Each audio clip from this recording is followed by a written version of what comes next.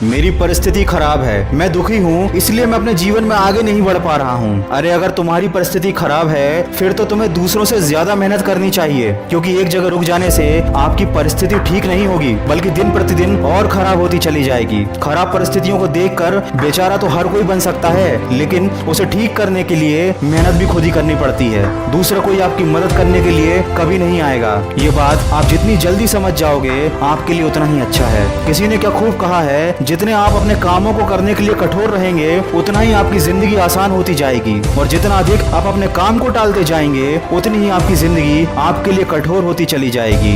ये बात हमेशा याद रखना कि जिंदगी में वह आपको कभी नहीं मिलेगा जो आपको चाहिए, जिंदगी में आपको वो मिलेगा जो आपको हर हाल में चाहिए। दोस्तों, ये इस दुनिया का कड़वा सच है कि जितनी तेजी से तुम सफलता को पाने के लिए भागोगे उतनी तेजी से लोग तुम्हें अपना बनाने के लिए भागेंगे। जिस चीज को बदलना आपके बस में नहीं, उसके बारे में सोचकर अपना समय बर्बाद करने का कोई मतलब नहीं, लेकिन जिन सपनों को पूरा करने की आप में हिम्मत है उस काम में खुद को झोंक दीजिए, और यही जीवन का सार है। कठिन सवालों से और कठिन काम से कभी हार ना माने। यकीनन आपको अपनी फील्ड में टॉपर बनने से फिर कोई नहीं रोक पाएगा। बहुत कुछ बदलता है रोज, मगर मेरे हौसले नहीं बदलते।